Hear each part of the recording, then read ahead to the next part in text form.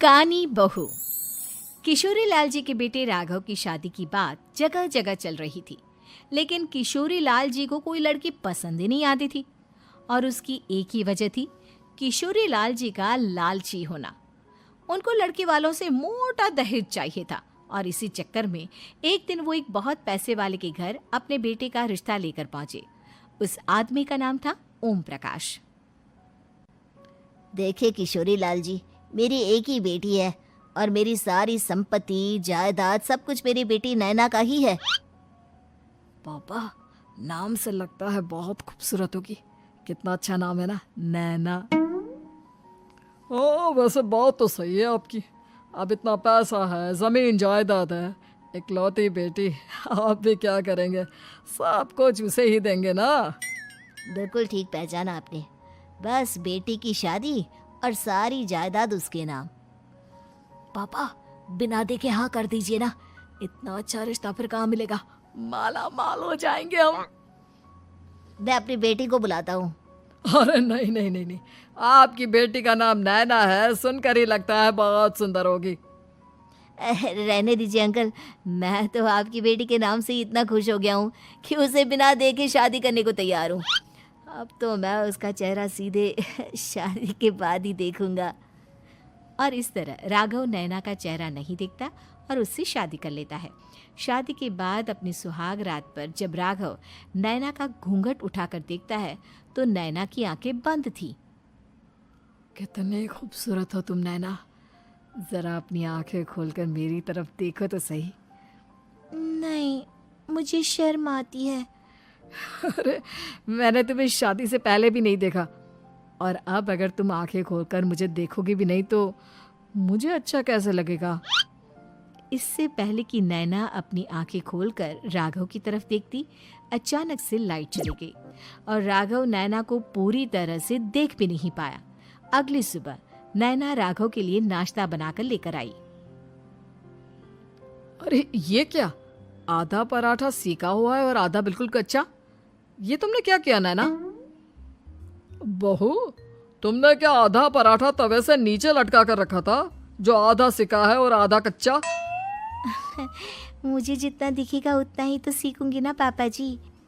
जहाँ जहाँ मुझे नजर आ रहा था वहाँ मैंने सीख लिया, जहाँ जहाँ नहीं दिखा वहाँ कच्चा रह गया होगा।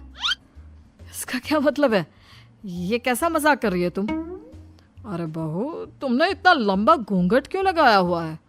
देखो, हमारे घर में बहुओं को बेटी की तरह रखा जाता है, और फिर तुम तो इतना सारा माल लेकर आई हो। देखो, ये घूंघट डालकर रखने की कोई ज़रूरत नहीं है। हाँ नैना, पापा जी ठीक कह रहे हैं, तुम तो आराम से रहो, अपना ही घर समझो। नैना अचानक से अपना घूंघट उठा लेती है। अरे ये क्या पापा, नैना की तो एक आंख फूटी हुई है। नाम से नैना, लेकिन ये तो कानी बहू निकली। मेरे साथ धोखा हुआ है, धोखा। बिना दिखाए अपनी कानी लड़की मेरे संग ब्याह दी। मुझे कानी बीवी नहीं चाहिए।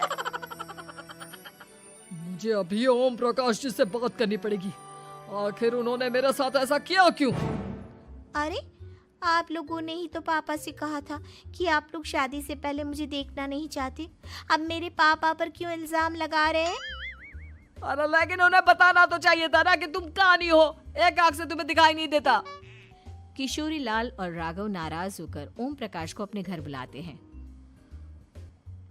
पापा जी, ये आपने क्या किया? शादी से पहले बताया क्यों नहीं कि नैना की आंखों में परेशानी है? अरे, आप ही ने तो लड़की देखने से मना कर दिया था। और लेकिन आप बता तो सकते थे। आपको तो हमारी बेटी की प्रॉपर्टी चाहिए थी, वो भी पूरी की पूरी। अब क्या हुआ अगर उसे आधा दिखाई देता है? प्रॉपर्टी तो आपको पूरी मिल गई ना। अरे ये क्या बात हुई? मेरी शादी प्रॉपर्टी से नहीं, आपकी बेटी से हुई है। अब ये तो पहले सोचना चाहिए था, तब तो मेरी प्रॉपर्टी देखकर तुम्हारी जुबान लप लपा रही थी। लेकिन मैं कानी लड़की को अपनी बीवी बनाकर नहीं रख सकता। पापा, कुछ करिए ना आप। हाँ, करता हूँ। देखिए ओम प्रकाश जी, आप हमारे साथ ऐसा नहीं कर सकते। और तुम देखो, अगर तुमने मेरी बेटी से शादी तोड़ी ना, तो जो भी प्रॉपर्टी मैंने तुम्हें दी है वो तो पूरी की पूरी वापस ले ही लूँगा, और आधी प्रॉपर्टी तुम्हारी भी लूँगा। अरे मेरी आधी प्रॉपर्टी भला क्यों लेंगे आप? इसलिए क्योंकि मेरी बेटी को आधा नजर आता है और उसकी नज़र अभी तक तुम्हारी आधी जायदाद पर ही पड़ी है। अब तुम उसे घर से निकालोगे तो कुछ तो लेकर जाएगी ना। और अगर हम आपकी बेटी को अपने घर की बहू बना कर रखे तो? तो तुम्हारी पूरी प्रॉपर्टी तुम्हारी ही रहेगी, और जो मैंने तुम्हें दिया है ना, उसमें से बस मैं आधा लेकर जाऊंगा। अरे लेकिन अब आप अपनी दी हुई प्रॉपर्टी में से आधी वापस क्यों लेकर जाएंगे? अगर मैं आपकी बेटी को अपनी पत्नी बनाकर रखने को तैयार हूं तो? इसलिए ताकि भविष्य में अगर तुम मेरी बेटी को धोखा दो तो उसके पास कुछ तो रहे जो पति का हो। वैसे मेरे पास तो बहुत कुछ है, लेकिन अपने पति की कोई निशानी तो उसके पास होनी चाहिए ना। अब अगर तुमने मेरी बेटी को कानी कहा तो तुम्हें प्रॉपर्टी भी कानी ही मिलेगी, पूरी नहीं। जमाए राजा। किशोरी लाल और राघव समझ चुके थे कि वो बुरी तरह फंस चुके हैं और अब उनके पास वहां से निकलने का कोई चारा नहीं है। अब समझ में आया ना, लालच बुरी बला होती है। एक तो तुम्हें प्रॉपर्टी मिली, ऊपर से बीवी मिली, उसमें तुम्हें नखरे भी दिखाने हैं। आए बड़े, चुपचाप बैठो दोनों। कुछ दिनों के बाद नैना राघव की कार लेकर बाजार घूमने निकलती है और जब कार लेकर वापस आती है, ये क्या? एक तरफ से मेरी गाड़ी पूरी खराब हो चुकी है। लगता है तुमने मेरी गाड़ी को किसी दूसरी गाड़ी के साथ एक्सीडेंट किया है। अरे अरे कितना बड़ा नुकसान कर दिया तुमने बहू। वो क्या है ना पापा जी, मुझे एक आंख से दिखाई नहीं दे रहा था, सामने से गाड़ी आ रही थी। मुझे तो सिर्फ आधा ही दिखाई दिया और वो गाड़ी मेरी कार से रगड़ते हुए निकल गई। अब मैं क्या करूं बताओ? आप इसे ठीक कराने के पैसे कौन देगा? तुम्हारे पापा? तुमने मुझसे इस तरह से बात की?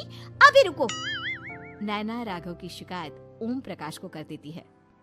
देखो राघव, अब जो मेरी आधी प्रॉपर्टी तुम्हारे पास थी ना, उसमें से आधी और मैं लेकर जाऊंगा, क्योंकि तुमने मेरी बेटी को डांटा। अरे नहीं नहीं पापा जी, गलती हो गई, माफ कर दो। गलती की तो कोई गुंजाइश ही नहीं। अगली बार मेरी बेटी को डांटा तो बची हुई आधी में से आधी और ले जाऊंगा। लालच के चक्कर में हम दोनों ने बहुत बड़ी गलती कर दी बेटा। एक तो तुम्हें कानी बहू मिली और ऊपर से जो माल मिला वो भी काना। इस तरह राघव की हर एक गलती पर ओम प्रकाश उसकी प्रॉपर्टी का आधा आधा हिस्सा लेकर अपना सारा माल वापस ले गया और राघव को कानी बीवी से काम चलाना पड़ा। भाई लालच वाकई में बुरी बला है।